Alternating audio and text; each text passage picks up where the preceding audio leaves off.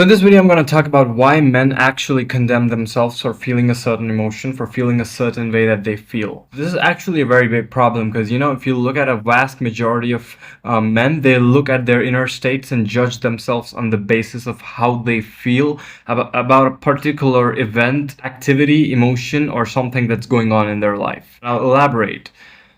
So let's say you met a new girl, you've talked to her for 2 or 3 days maybe, and then you're like a bit too attached to her. You notice that you're like thinking about her all the time and you're checking her messages. Now, men in this situation will try to actually judging themselves. Like, why am I getting so attached?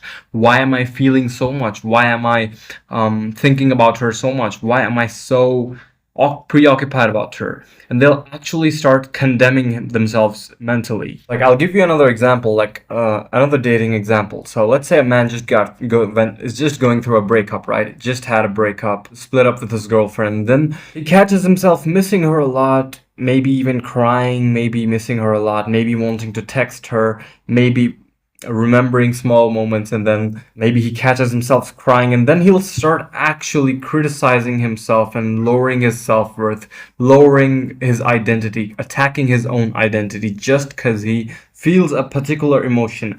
And the surprising part is that a lot of men actually feel this way about a lot of events that happen in their life, which is very, very disturbing from a statistical point of view. Like, if you look around you, a lot of men actually have this mindset. Now, the real point that I'm trying to make here is that you are a human being. You're a person with feelings, emotions, tendencies, and your own unique understanding of the world.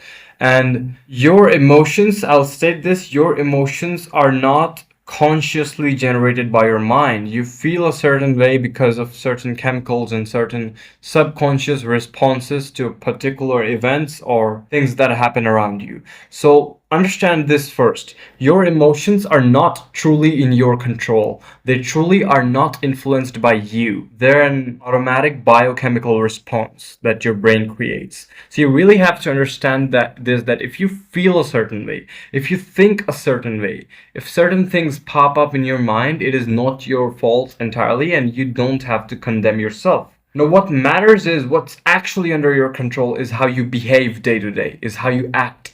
Let's say you miss, like, I'll give that dating example once more. Let's say you have just gone through a huge breakup, right?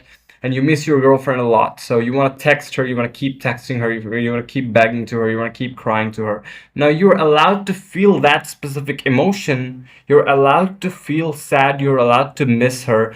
But the moment you actually start begging her, start contacting her multiple times, that's when the feeling isn't just a feeling. It's now converted into action, and now that's actually what you should be looking for, and that's actually what you should be judging yourself on, not the mere fact that you feel something. For example, if someone is depressed, sad, lonely, anxious, and let's say they're working on a business, they're working on some goals, and then they use being sad and depressed and anxious as an excuse, as a shield to not do what they're supposed to do, to not follow their routine, to not take care of themselves. You're still allowed to feel sad. You're still allowed to feel depressed sometimes. You're still allowed to have negative thoughts in your mind, but you have to go through what you actually have chosen for yourself. What's your goal? What really brings you up? What do you really consider your purpose of life? And what are the daily actions that are necessary to take for you? So now let's say you're feeling depressed, sad, anxious, lonely.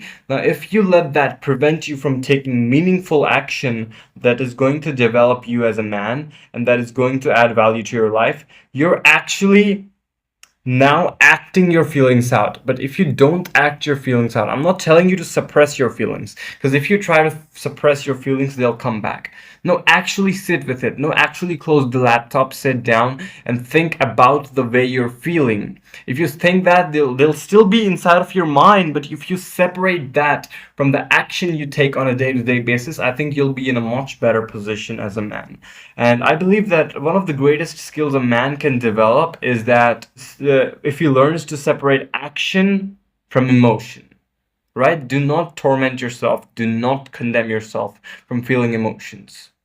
Yes, actually, you have to judge yourself on how you react to those emotions. That's the power in your hands. I hope this video cleared some cloth.